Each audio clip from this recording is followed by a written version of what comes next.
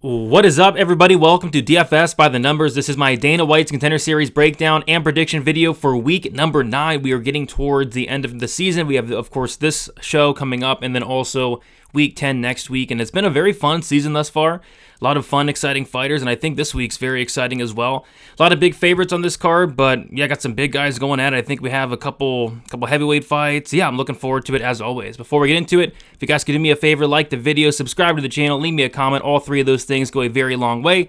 And also, this show is brought to you by Prize Picks. If you guys are new to Prize Picks and want to check it out, now's a great time to do so. If you use the code you see on the right side of the screen, DFSBTN, you'll get $50 instantly when you place your first $5 lineup. Whether you win it or lose it, you'll get $50 into your Prize Picks account. Check it out. Use that code DFSBTN. Shout out to Prize Picks for sponsoring the show. All right, I say we get into it. I'm going to try to get this done in about 20 minutes. I have a live stream to catch in about 25. So let's get into these fights here. We will start with Sean Gouchi. He's going against Anthony Drillich. We will start with Gouchi here. He's training out of Ignite Martial Arts Academy. He's 28 years old, 5'5", with a 64-inch reach, 9-1. And 5-0 in his last 5 fights. Notable wins or losses is a really big notable one. He beat Steve Erceg by decision in 2017, a while ago, but still a good win to have nonetheless. Gouchi has a 56% finish rate. All of those come by knockout, no submissions on the record for him. Some notes I have on Gouchi here. He has good forward pressure. As soon as the fight starts, he's coming forward. Very fast hands, has some pop in his hands as well for flyweight. He can be a little bit hesitant in low volume, does throw a lot of feints, which I do like though, but when he does let his hands go with combinations, he has very quick hands, very, very powerful hands as well, and the combinations are very good. And yeah, when he brings it on and puts it on, I think he's a problem for sure. I have seen him land some solid low kicks and mix it up to the body of his opponent as well with punches, and he's just non-stop coming forward pretty much the entire time, which I like. I've seen him hurt multiple opponents on the feet, and he's finished 5 of his 9 wins by knockout. So here's kind of the big thing here for me with Gouchi. So although I do like his striking, I think his striking solid, he can mix in takedowns, and he does have some solid control when he does get on top of his opponent. And I was really impressed with his ability to get the fight down to the mat when he needs to. Like if he doesn't like how it's going on the feet, he will shoot in for some takedowns, really good entries as well. So yeah, ability to mix it up if need be. He did get into some trouble in the 3rd round against Steve Erceg. Again, this was back in 2017. He won the 1st round pretty easily. The 2nd round was close, and then the 3rd round he got dominated, but he was able to survive and win a 29-28 decision against Steve Erceg. Yeah, I think it's a tricky puzzle to solve because, like I said, he has that striking that I do like, and then if he needs to, he can mix in takedowns, and I think that gives guys things to think about in there. So yeah, I think overall Gouchi's a pretty solid, well-rounded flyweight. As far as his opponent, Anthony Drillich, he's training out of DCA MMA. He's 30 years old, 5'5", with a 65-inch reach, 8-1, and 4-1 in his last 5 fights. So notable wins or losses for Drillich here. These guys were actually supposed to fight each other back in 2020 in Eternal MMA, I believe, but I think the whole event got canceled or something. Might have been around COVID. But yeah, these guys were actually supposed to fight each other like 4 years, which is very, very interesting, and they're running it here on Dana White's Contender Series. But yeah, Drillich, solid finisher for a flyweight in his own right, 75% finish rate, 50% of those come by knockout, and 25% of those wins come by submission. So Drillich is also a very, very patient guy in there. He kind of waits, really picks his shots, and he's also a really good finisher. I think in terms of who's the more dangerous striker, it's got to be Drillich. I mean, this guy is very dangerous in there. He seems to pick it up more and more as the fight goes on, and he just really starts to turn it up, starts to be more aggressive more and more as the fight goes on. But in the beginning, there's kind of like a feeling out process type thing. And yeah, this dude has a ton of power in his own right. I'd say, like I said, I think he's definitely the harder hitter here. I've seen him put these guys out cold. We got to remember, these guys are flyweights, and they hit like trucks, especially Drillich. Saw him land a nasty uppercut in there that just completely destroyed his opponent. And yeah, I was really impressed with what I saw with him on the feet. The knockouts are insane for a flyweight. This guy has some serious power. So the takedown defense, it looks solid, and I think that's going to be important here in this fight. But I have seen him taken down, and it was just a terrible look. It was an awful look. I did not like what I saw. He didn't even try to get up. He had nothing off his back. I worry about the cardio of Drillich. I did not like how he was looking in the 3rd round against, I think his name was Renoff, but yeah, he was taken down, and that was the round. He was taken down, had nothing left. Didn't look like he even attempted to get back up, and that was a really bad look, because quite honestly, I was getting ready to pick the guy, in this match. But then I saw that fight. I'm like, oh, that's not good, because, Gouchi can very well go for takedowns here. If he gets on top, is Drillich going to be stuck there? So, yeah, I did not like that. So, final thoughts on this matchup. Like I said, I was really impressed with Drillich in terms of the striking and the power that he brings to the table, but the ground game really, really scares me here. Last time I saw him on his back, he had absolutely nothing to offer, and that fight was only a year ago. It was back in 2023, and Gouchi will go for takedowns, and if he gets one here or two, like, that could be enough to win minutes, win rounds, and I just don't like the thought of that. So Gouchi will go for takedowns. He goes for takedowns in pretty much every single fight I've seen, and if he gets one or two here, that could be enough to win the fight, because I think the striking is going to be close, competitive. Like Drillich, maybe he lands some bigger shots here, but with Gouchi being the one to implement the wrestling, being able to kind of dictate where the fight takes place, I got to go Gouchi here. I think Gouchi's the more well-rounded fighter. I think he has better cardio, and I'll take him to win by decision, mix in some takedowns here. So give me Gouchi to win. I'll take him to win by decision. I think Drillich is really good. I just did not like the takedown defense or get-up game especially. Gouchi is minus 180, and Drillich is plus 150, which that makes Gouchi the only favorite that's less than minus 500. I think we have 3 or 4 minus 500 favors on this card. It's crazy, but yeah, Gouchi only minus 180 there. Move on to the next fight. It is Mario Pinto going against Lucas Camacho. We will start with Pinto. He's training out of Fight Zone London. He is 27. I'm reading the complete wrong fight here. Islam Dulatov Vanilto Nunez. That is my bad. There it is. All right, let's talk about Islam Dulatov versus Vanilto Antuna. I don't know how that happened, but yeah, we'll start with Dulatov. He's training out of UFD Gym. He's 26 years old, 6'6" with a 75-inch reach, 9-0, and 5-0 in his last 5 fights. Notable wins or losses. Nobody too notable for Dulatov, but he has fought some solid competition overall. He has a 100% finish rate. Half those come by knockout, half those come by submission. So note to have on Dulatov. This guy, right off the bat, he's a liar. I can't stand these liars that lie about their ages. Like Muslim Salikov says he's 39. He's 80 at least. This guy said he was 6'6" on the regional scene, and the UFC measures these guys, and then we actually get their exact reach, their exact height, and the UFC has him at 6'3". So, and I noticed it too, because at the face-offs today, I was expecting Dulatov to be towering over this guy, but they're the same size. So yeah, this guy's a liar. He's not 6'6" like it says on Tapology. He is 6'3", and that is something to absolutely mention. But he's still big for the welterweight division, and he's still going to have a height and reach advantage in this matchup, but a 6'6" welterweight would have just been absolutely insane, right? But yeah, this guy's fun to watch. Very fun to watch. Very quick starter. He's finished all of his wins inside the distance. I like the volume that he brings to the table. Has a ton of power in his hands, and I mean a ton. This guy is absolutely decimating people in there. It's very fun to watch. I like the volume that he brings to the table. Not only does he have that power, he has that volume as well. And his aggression is great. Is very aggressive. It kind of reminds me of just somebody wild and hectic, like a Manuel Torres, a guy that just sets a hectic pace in there that even he can't keep up with. So yeah, I'm looking forward to seeing him in this fight for sure. The takedown defense looks solid. He'll also threaten with submissions when his opponents try to shoot in. His opponents really have to be mindful of that submission game, because he's finished half his wins by submission. Has a very opportunistic submission game. If you shoot in, he'll snatch up your neck type thing. This guy's a complete wild man, just dangerous everywhere. I cannot wait to see him fight here on Tuesday night. This is going to be one of the best fights of the card, I think. As far as Vanilto Antunes, he is training out of Rasal Muay Thai. He's 29 years old, 6 foot with a 72-inch reach, 16-6, and 4-1 in his last 5 fights. Notable wins or losses. Nobody too notable, but like Dulatov, he's fought some solid competition.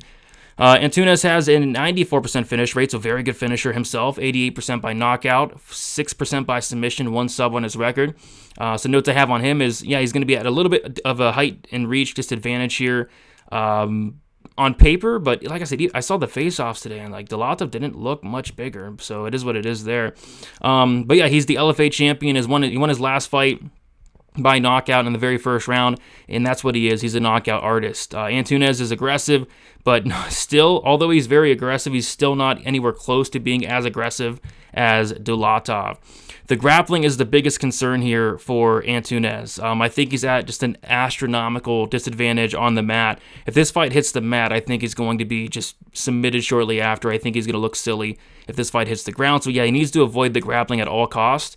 I saw a fight where he was taken down easily, stuck on his back, and eventually rear naked choked with no hooks in. It was the worst look ever. So yeah, this guy has no ground game by the looks of it. I also worry about the cardio, and I'm not sure he's going to be able to keep up the pace that Drillich sets. So yeah, fun fight here. I think this fight's going to be insane. I think somebody's getting served. I expect these two to get after it from the very start of the fight, and Antunes is probably going to get the fight he wants here, I would think, for the most part, but it really is going to take like only one slip up, or it's going to take Antunes getting taken down for Drillich to get the finish here on the mat. Both guys are live for a knockout, but I think Drillich has an insane grappling advantage and a big edge in cardio as well. Give me Drillich to win this fight, and I think he wins it by submission. If Drillich was smart here, get this fight down to the mat. You see, he has such a massive grappling advantage here, and if he does that, I think he makes it look easy. Drillich's minus 650, and Antunes is plus 475. That worries me, just because like Drillich, if he goes out there and swings dicks with Antunes, I don't know if I'd feel comfortable laying minus 650 on him, but if he grapples here, then he'll look minus 650. So we'll see, but you give me Drillich by first round submission. All right, now let's talk about Mario Pinto versus Lucas Camacho. Got the right fight there. All right, so let's start with Pinto first. He's training out of Fight Zone London. He's 26 years old, 6'5" with an 80-inch reach, 8-0 and 5-0 in his last 5 fights. No notable wins or losses for Pinto. He has a 63% finish rate, 50% of those come by knockout, and 13% of those come by submission. Some notes I have on Pinto here. Pinto is massive, but he will not have a big height and reach advantage like he does in a lot of his other fights. You'll watch some of his fights, and it's like he's like towering over some of these guys, and it looks like that is not going to be the case here. These guys are pretty much the same height. Pinto has great footwork for a big man, has some good leg kicks as well. He's patient but calculated. He seems to get more aggressive as the fight goes on, and he seems to want to go in there and get his reads, early on. He doesn't really put a lot into his shots, it looks like, and he has kind of like a more of a point fighting style by the looks of it. He's a smart fighter, very smart fighter, knows how to win minutes and get wins in general. 8-0. The cardio isn't a problem. I've seen him go the distance a few times, including a 5-round fight. Cardio looked fine, so yeah, I don't think it's going to matter here. And he doesn't really exert a ton of energy as well. He's very smart. He's very calculated. He does everything just very technical, just a very technical striker. I love the movement he has in there as well. The takedown defense looks good from what I've seen, and also has good ground and pound. I've seen him end up on top of his opponent and pound him out. And he has that kind of like that Cyril Gane type fighting style where it's like, Is Cyril Gane really good? Yes. Is he exciting to watch? No, I don't really think so. But yeah, he's good. He's a very good technical striker, but kind of boring. Kind of boring, to be honest. Which is weird for bringing him on Dana White's Contender Series. But he's good. He's a good fighter. As far as Lucas Camacho, he's training out of Nova União. He's 31 years old, 6'4", with an 80-inch reach, 6-0 and 5-0 in his last 5 fights. No notable wins or losses as well for Kamacho. Kamacho has an 83% finish rate, 50% of those by knockout, 33% of those by submission. Some notes I have on Kamacho. Was not able to find many fights of this guy, but I was able to watch a fight that went the full 15 minutes, so I was able to gather a lot over those 15 minutes there. He comes forward from the very start of the fight, and he'll mix it up to the body, to the head. He's a very active striker. He's hittable, but he does show a really good chin. He's a tough dude, never been knocked out, and I'm not really sure that changes here, to be honest, because Pinto doesn't really put a ton into his shots, so yeah, I kind of think this fight goes long, if not the entire distance. But yeah, Kamacho has a fun style, honestly. He just comes forward the entire time like a zombie. Super tough guy, has a ton of heart, has that dog in him as well. I saw him get hurt multiple times, but ended up breaking his opponent. I think it was the first round. Like, this dude was, getting hurt. I think got dropped like twice, but gets back up and then ends up finishing the dude in his own right. So yeah, I like the toughness, the heart of Kamacho. I do think he's at a big skill disadvantage here, but he could make it up for it with that heart, that pressure, the willingness to do things, come forward and be more active. But yeah, skill for skill, it's not even close. Pinto's the better fighter. So yeah, there's no doubt in my mind. I think that, Pinto, should win this fight. I think he's much more technical.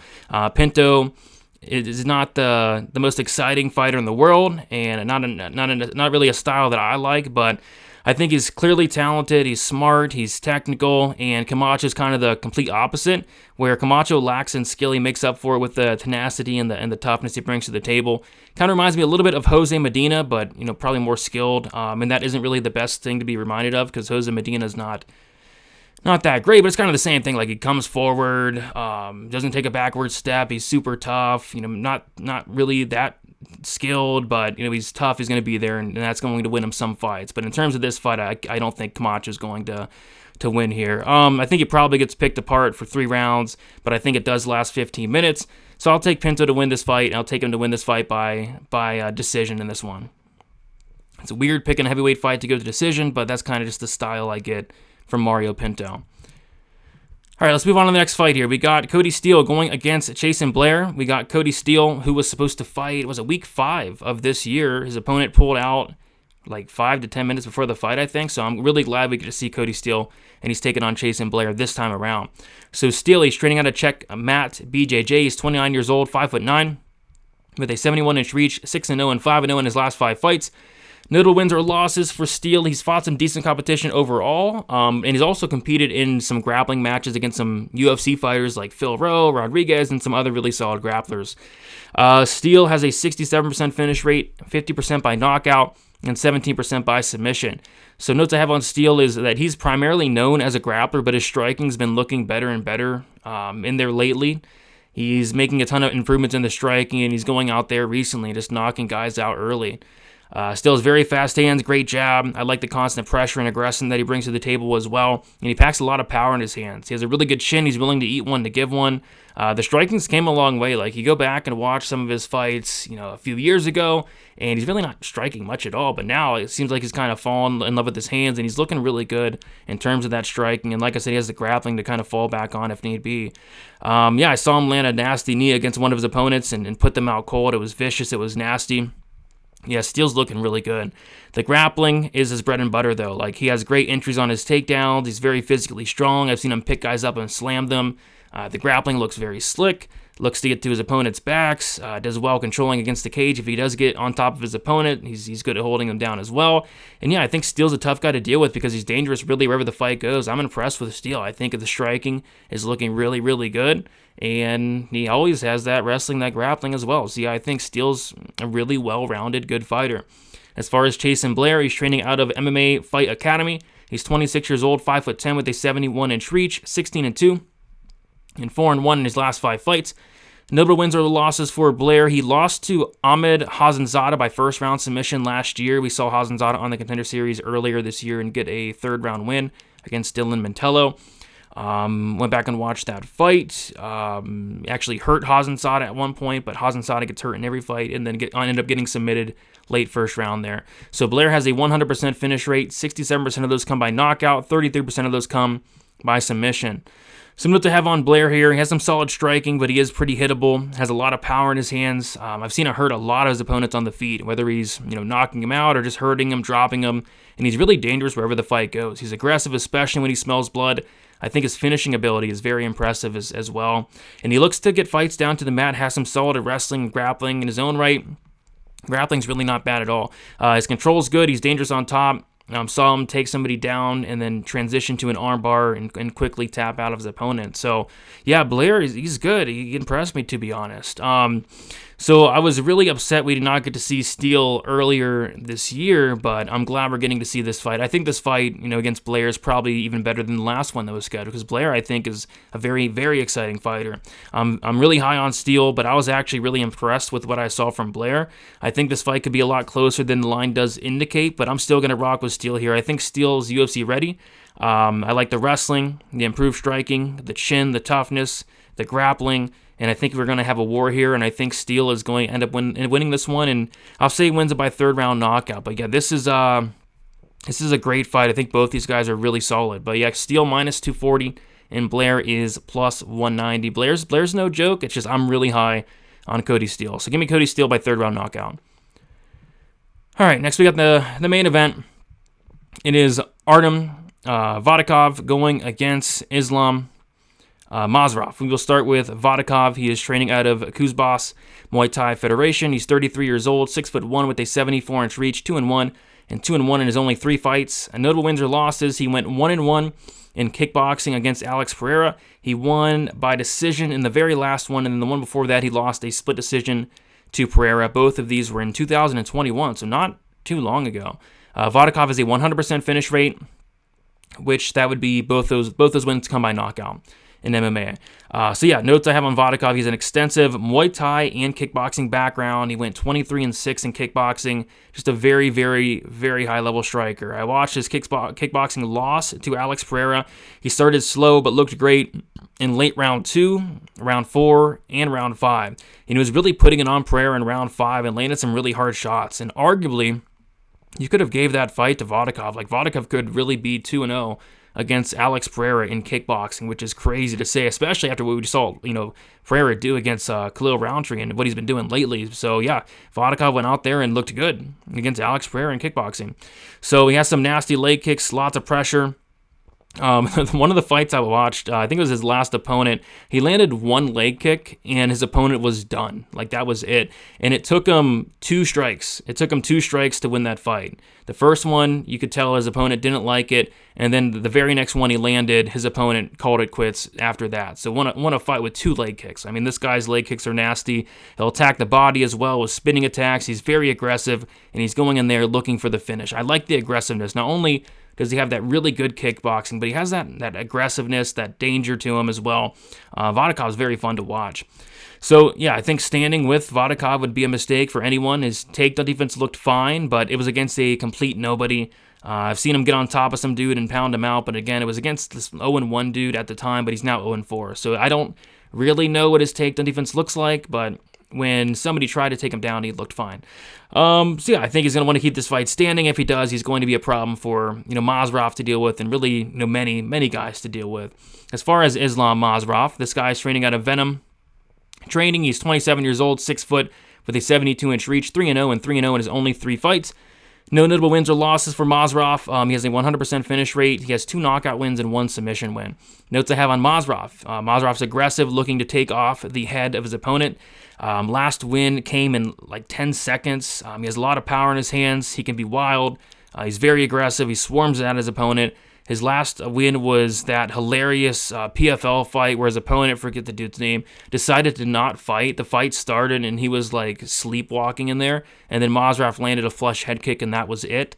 I know you guys know what I'm talking about. That PFL clip that went viral was hilarious. But yeah, that was his last win and one of his 3 wins at that. He looks like he really relies on head movement defensively and seems to be willing to eat one to give one in there, which may be a problem here. I haven't really seen him look to get fights down to the mat, but he does have a win by submission. In his submission win, his opponent was spamming takedowns the entire time. His opponent eventually got tired, and Mazarov eventually snatched the neck. So it does look like he has some understanding of what to do with the ground game. His takedown defense checked out for sure, but that's not going to matter here in this fight. Some final thoughts on this matchup. I can't wait for this main event. I think this fight's going to primarily play out in the feet, and if it does, I have to go with the extremely high level and experienced striker in Vodakov. Mazarov is going to bring an exciting fight here for sure. He looks pretty decent, honestly, but this just feels like a tough matchup for him. He does have power, so an upset wouldn't be the most shocking thing ever. But, I got to go Vodakov here, and I think Vodakov is going to win by second round knockout. And yeah, I think a lot of people are going to be on Vodakov this week. They're going to see he went out there and, went 1-1 against Pereira, arguably 2-0. So yeah, the striking for Vodakov is no joke. But this is a fight where these guys are probably going to stand and bang. So we'll see. But yeah, give me Vodakov by second round knockout. There you guys have it. Thank you for watching. If you guys could, like on your way out, subscribe to the channel as well. And yeah, leave me a comment. Let me know what you guys are liking down in the comments for this card here. Lots of favorites, lots of big favorites. I don't think I remembered a card where we have this many big favorites on it. So I'm thinking most of the favorites come through, but we'll see. We always get some surprises on Dana White's Contender Series. But yeah, guys, best of luck, and we'll talk to you guys soon. See you.